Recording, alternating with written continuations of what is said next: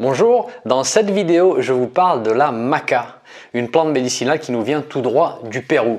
Alors surtout, restez avec moi parce que je vais vous expliquer pourquoi je pense sincèrement qu'elle est mal utilisée aujourd'hui. Je m'appelle Christophe Bernard et je vous accompagne dans la découverte des plantes médicinales sur mon blog Alter Provence et dans mes formations en ligne.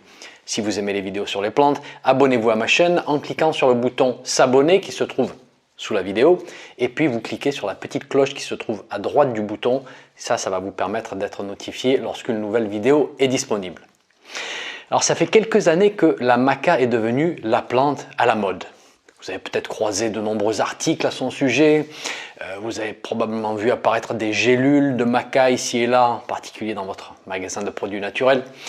On l'appelle le ginseng péruvien ou encore le Viagra péruvien. Alors vous pensez, ça fait vendre.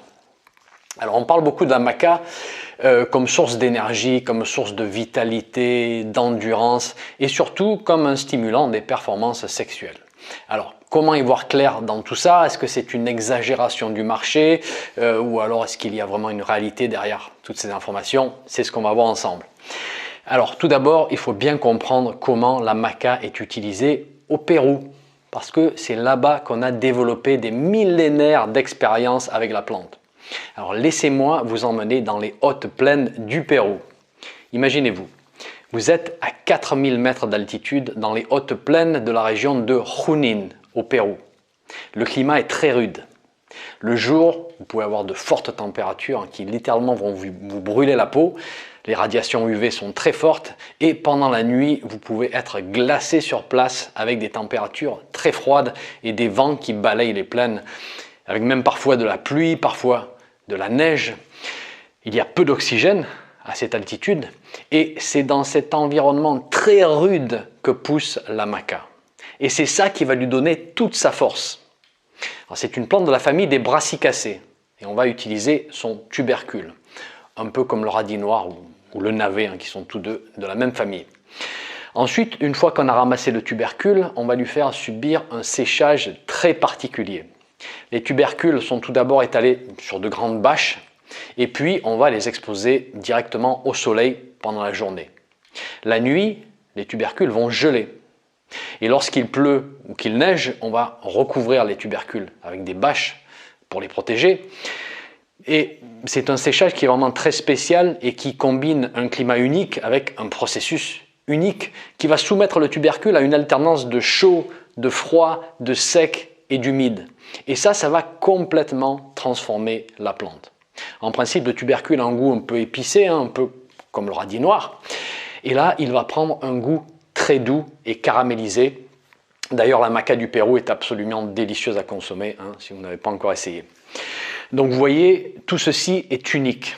Et je vous explique tout ça parce qu'il y a quelques années, on a vu arriver chez nous des graines de maca. Et de nombreuses personnes ont voulu la cultiver et la faire sécher pour profiter de ses vertus, bien évidemment. Mais ce n'est pas vraiment possible de répliquer ce que les Péruviens arrivent à faire dans les hautes plaines. Donc ça, c'est la première erreur à ne pas commettre. Parlons maintenant des utilisations traditionnelles au Pérou. C'est une plante utilisée probablement depuis le néolithique.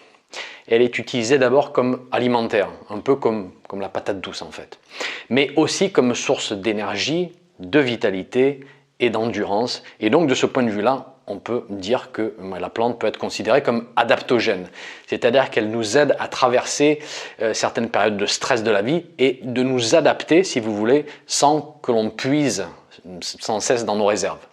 Et oui, les Péruviens considèrent que la fécondité et les performances sexuelles sont effectivement améliorées grâce à la maca. Donc ça, c'est la tradition. Maintenant, on regarde ce que nous dit la science. Et c'est vrai que nous avons de nombreuses études qui montrent un effet antioxydant, un effet stabilisateur sur la glycémie, un effet anti-fatigue qui a été démontré sur animal, une stimulation des capacités mentales et cognitives, un effet antidépresseur, une modulation des hormones sexuelles qui expliquerait, entre parenthèses, ces effets positifs sur la libido et sur les symptômes de la ménopause. Si vous regardez les études sur animaux, elles vont confirmer que la maca permet effectivement une meilleure maturation des follicules chez la femelle et une meilleure motilité des spermatozoïdes chez le mâle.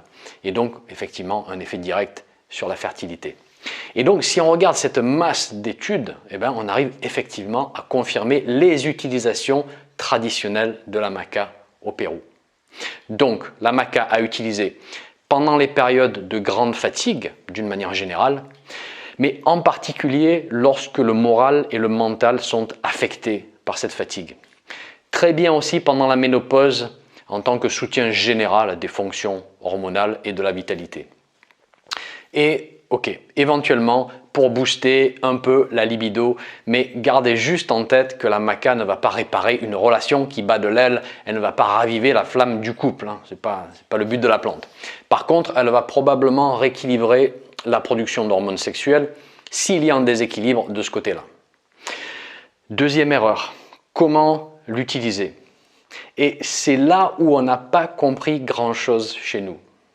Les Péruviens broient le tubercule, une fois qu'il est sec, ils vont ajouter un petit peu d'eau tiède, parfois un petit peu de lait ou du sucre, et ils vont en faire un porridge qu'ils consomment chaque jour. Et donc on parle ici de dosage à la cuillère, qui sont pris pendant de longues périodes, et pas 2 petites gélules par jour. Et c'est là où j'ai personnellement constaté que de nombreuses personnes ont essayé la maca, et puis ils ont été déçus. Ils ont abandonné parce qu'ils n'utilisaient pas les bons dosages. Il faut donc acheter une poudre de qualité qui provient du Pérou, qui a été séchée dans les règles de l'art, cultivée dans les règles de l'art, ce qui a un goût sympathique et caramélisé entre parenthèses. Et puis suivre des dosages qui varient entre 1 à 2 cuillères à café par jour jusqu'à 1 à 2 cuillères à soupe par jour. Et surtout, il faut lui donner le temps d'agir pendant plusieurs semaines. Avec ces plantes aliments, il faut vraiment leur laisser le temps d'agir. Et à ces doses-là, je suis d'accord avec vous, ça va commencer à revenir un petit peu cher. Mais soit on utilise des plantes traditionnelles qui viennent de notre pays et on les utilise bien par rapport à la tradition, soit on ne les utilise pas du tout. On utilise des plantes de chez nous, ce qui est très bien aussi, l'un ou l'autre. Il faut choisir. Mais si vous adoptez un modèle qui est entre les deux, ça ne veut plus rien dire. Alors pour les préparations, personnellement, j'adore mélanger 1 cuillère de poudre de maca avec une demi-cuillère à café de cacao en poudre. Je rajoute un petit peu de lait d'amande et j'en fais une pâte que je consomme telle quelle et que je trouve absolument délicieuse. Ça, c'est ma version du porridge.